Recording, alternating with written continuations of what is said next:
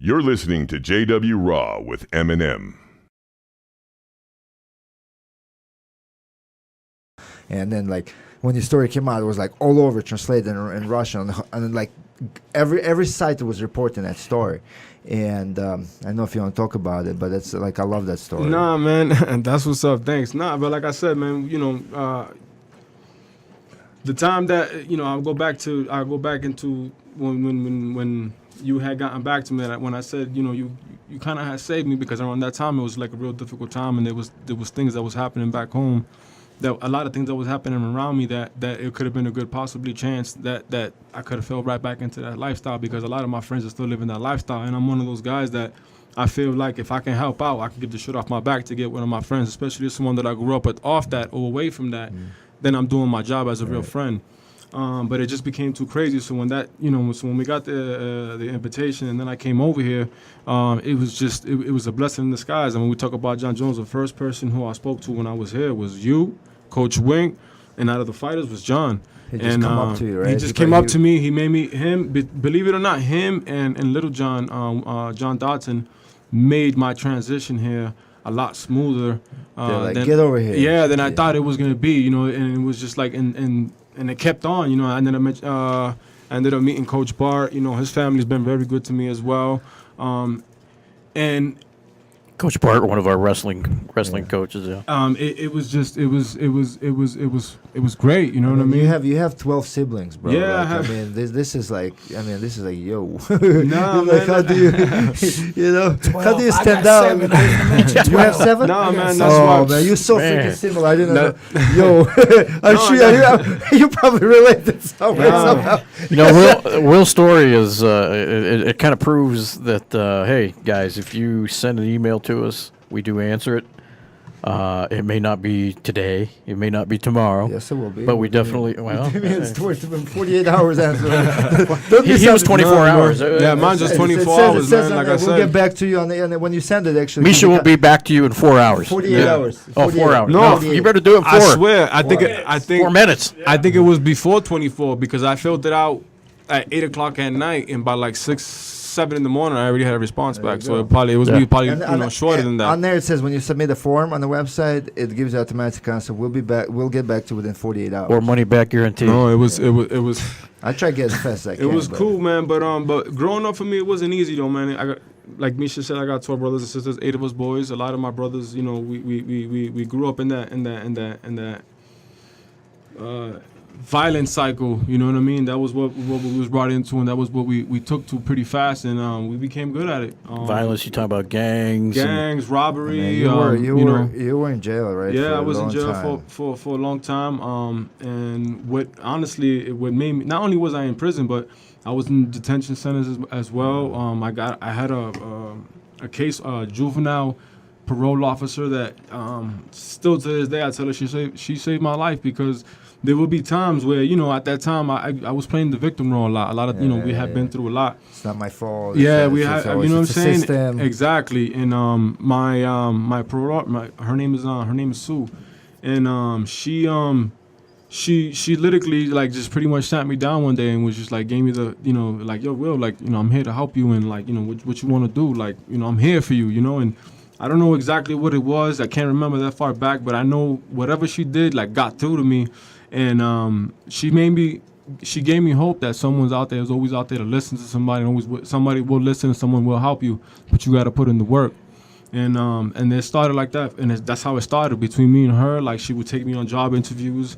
She would help me at the time. Wow. I didn't know how to fill out applications. She would help me. She would literally like take time out of her day, or she'll be working, would leave work or whatever, or probably on the job. I don't know, And she would go with me and do this, and every time I was out for 6 months, she would congratulate me. She would take me out to eat, or she would buy me clothes, and we just kept on building that relationship that we still have to this day, if not even stronger. Very cool. And it's just been like that. And then you know what? I ended up getting arrested again. I ended up going away for a long time, and then at that time of being in prison, I said, I can't do it no more. I was in a gang block, and a lot of the kids that were with me were around my age. We went up there at 17, but and it was funny because for about 2 to 3 weeks, if not a month, I couldn't sleep. Not because I couldn't sleep, but because of the crying that I heard banging, going against the walls from some of the kids that were never coming home. Wow. Doing 25 years, doing life sentences, second degree. You know what I'm saying? So that to me was a wake up call, and I was like, yo, I gotta do something different. I don't want this for the rest of my life. And not only that, but I got a lot of nieces and nephews that are following our footsteps, and Yeah, they're looking up to you. It's actually Exactly. giving me goosebumps, No, bro. man, Picture, and just picturing that, bro. I wanted to be, I wanted to be the one to give them an opportunity that they can do it too. So, I put a plan together within myself, and it all started with working out. Believe it or not, I was a power lifter. I started doing powerlifting in there. From powerlifting, I was doing bodybuilding. And then what I was doing, I was setting little small goals for myself. I was like, you know what, this week I want to gain, or I want to put up, I would say maybe 250. I would put up 250, and then my goal next week would be 350 until I got to my max bet, which was my bench was going to be, I wanted it to be a 405. I ended up getting it. My deadlift was 485 for a little guy. I mean, that's a lot. You know what I mean? So, but by me setting these goals and accomplishing them, I started to build confidence. And then when I did that, I was like, yeah, you know what? I can do this. So now those little goals turned into life goals and accomplish. So what I did was before I was like, yeah, you know what I'm gonna do? I'm gonna start making a change from within here, from within inside the wall.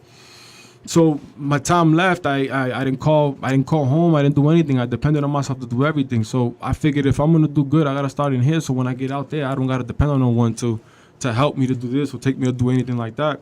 So that's what I did. I pretty much trained myself to depend on myself. I needed something, I go hustle it. I go get a hair. I even learned how to cut hair, by the way. Wow. Yeah, I learned how to cut hair with a razor and a comb. Just to, I was out, just because I didn't have nobody sending me money. I didn't have no car. I didn't have no visits, and I didn't care about that. I just wanted to rebuild me. I read a lot of self-help books and whatnot.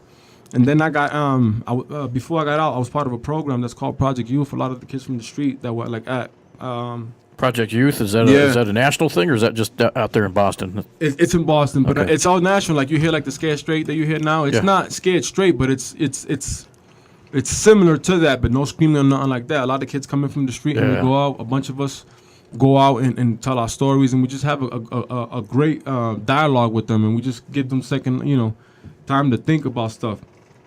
I got out and I dove right into it. I've always wanted to fighting runs in my family. I got my dad was a wrestler. My uncles were Golden Glove boxing champions. My uncle was the first cruiserweight champion for Puerto Rico in 1975. I mean, holy cow. It runs in my family pretty deep. So, and since I was the kid, I've always fought in the street. And I just wanted to, and one guy in prison, I was like, I told him what my dream was. And he straight out and told me, he was like, why can't you still do it? And I was like, I never answered him or nothing like that, but I always took it with me and I held it with me, and I still do it to this day. And I got out when I got out at 26. For boxing, it's considered too old, 26, so I tried MMA and fell in love with it. And I just kept on doing it. I started getting success. I was really doing good, knocking people out. Really, and then my head got too big. I thought I knew more than my coaches, you know what I'm saying? And that kind of, ruled me for a little bit. I took some losses that I should have never lost to.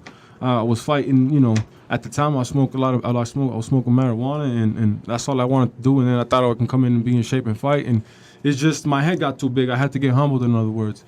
All that happened, and then in that process, I ended up getting hurt.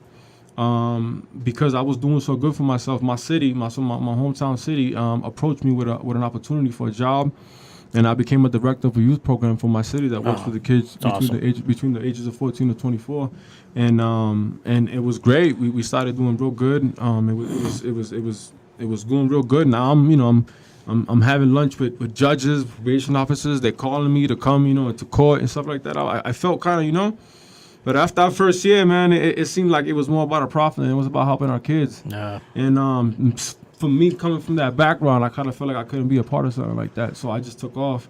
And then by then I was already healed. And I dove into MMA full time again. And then I found myself here now in Jackson, going for 2 years. And I don't care if I lose 20 times. I'm not leaving here until I'm done fighting. Through these doors walk the greatest fighters in the world.